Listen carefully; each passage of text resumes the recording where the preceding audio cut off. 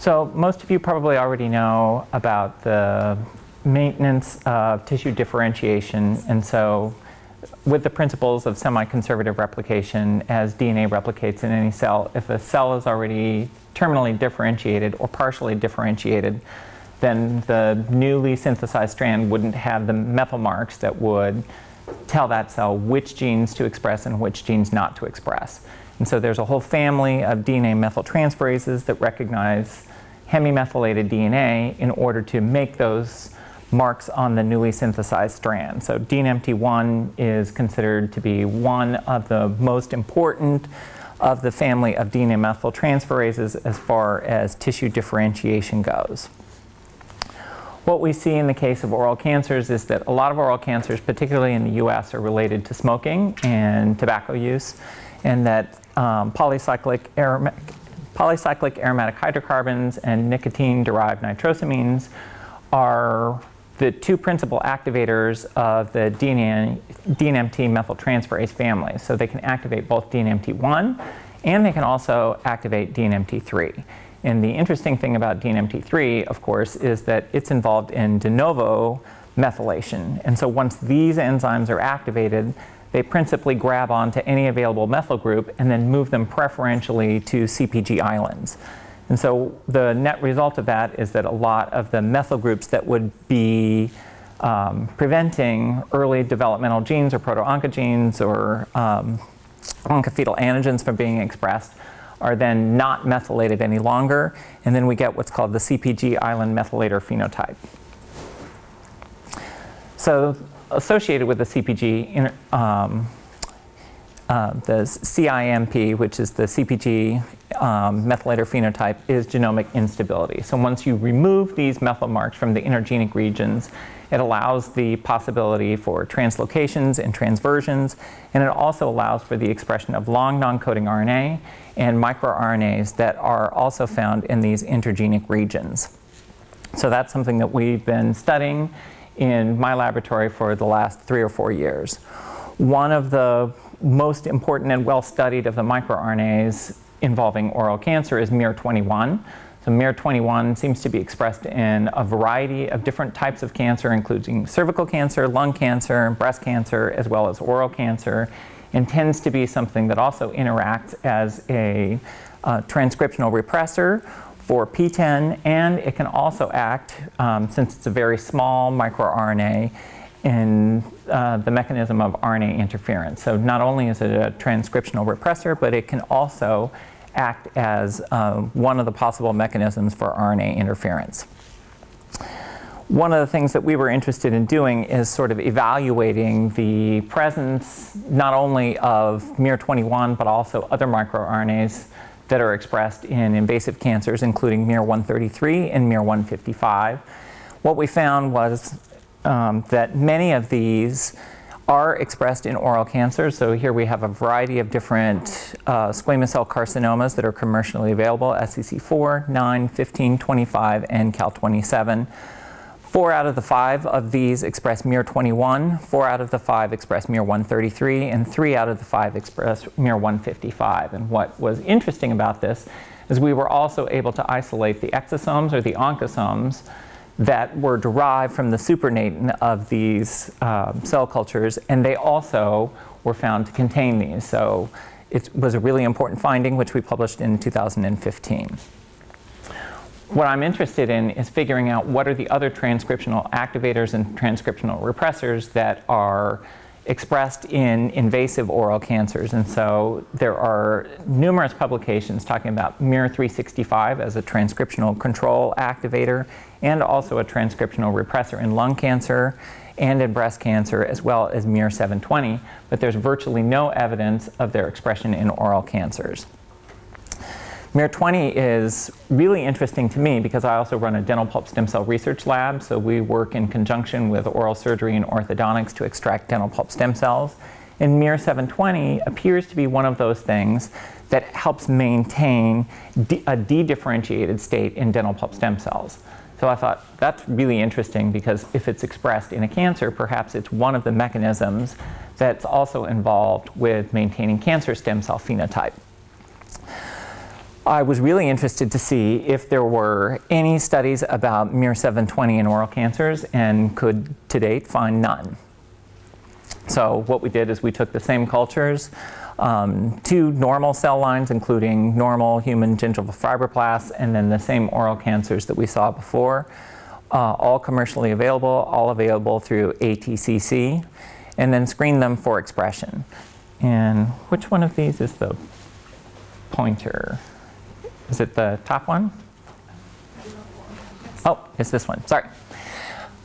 So what we can see here is that DNMT1, which is highly expressed in differentiated cells, is found in the normal HDF1 and HS27 cells, and is almost non-expressed or expressed at a low basal level in all of the squamous cell carcinomas. When we look at DNMT3 and DNMT3B, which are typically associated with a C methylator phenotype, then we see that these are highly expressed in all of the oral cancers and not expressed in the normal non-cancerous cell lines. Now, when we screen these oral cancers for miR-720, what we found was there was one oral cancer which was particularly slow growing, SEC4, that did not express miR-20, but all of the others did express, in fact, large amounts of miR-720. And so right now what we're doing is we're in the process of then isolating the exosomes, again, from these oral cancers in order to screen for this.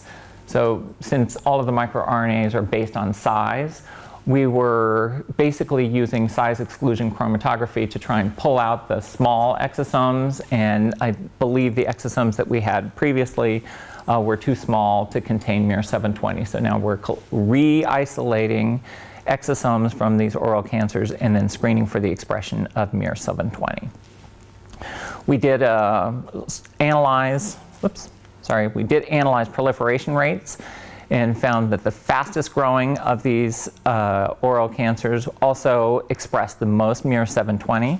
I realize that correlation is not causation, but we did find this same relationship also happened with many of the lung and breast cancer cell lines that expressed miR-720.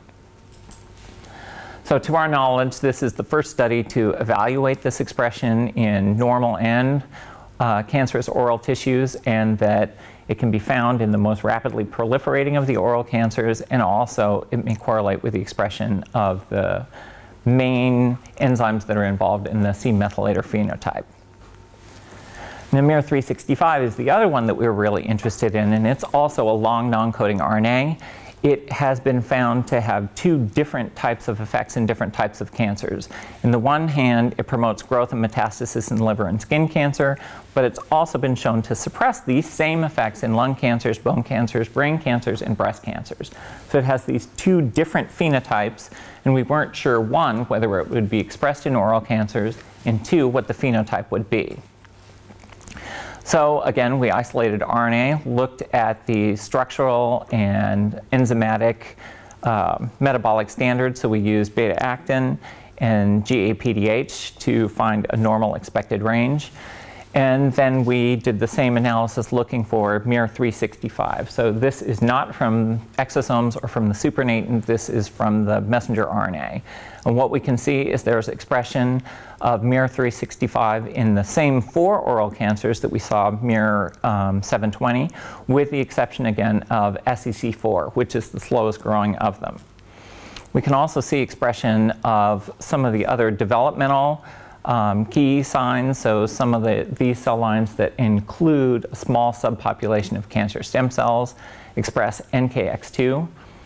So usually NKX2, SOX2, OCT4, and NANOG are the key intracellular indicators or biomarkers for cancer stem cells. And we also found that there was high expression of MMP2, matrix metalloprotease, which would correlate with oral cancer invasiveness. So then what we decided to do, since this seemed to be a really interesting phenomenon, miR-365, we generated a large amount of cDNA and then synthesized RNA off the cDNA template. and then digested off the DNA in order to get a large amount of RNA, and then followed that up with a cold calcium phosphate transfection.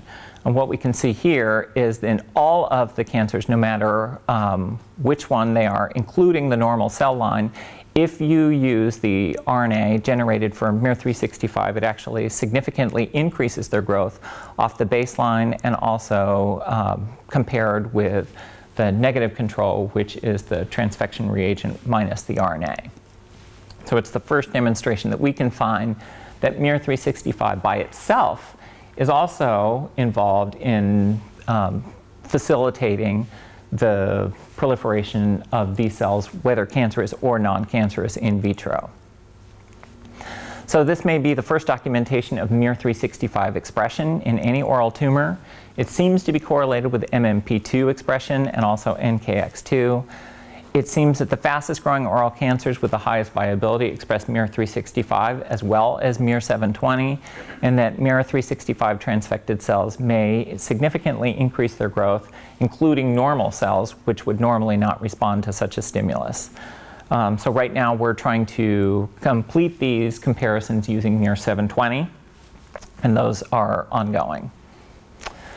So the limitations, we only used commercially available cell lines. So right now, in our oral path clinic and with our oral surgery clinic, we are in the process of creating a biorepository, but those samples were not available to us yet. So we were limited in our use to only commercially available cell lines.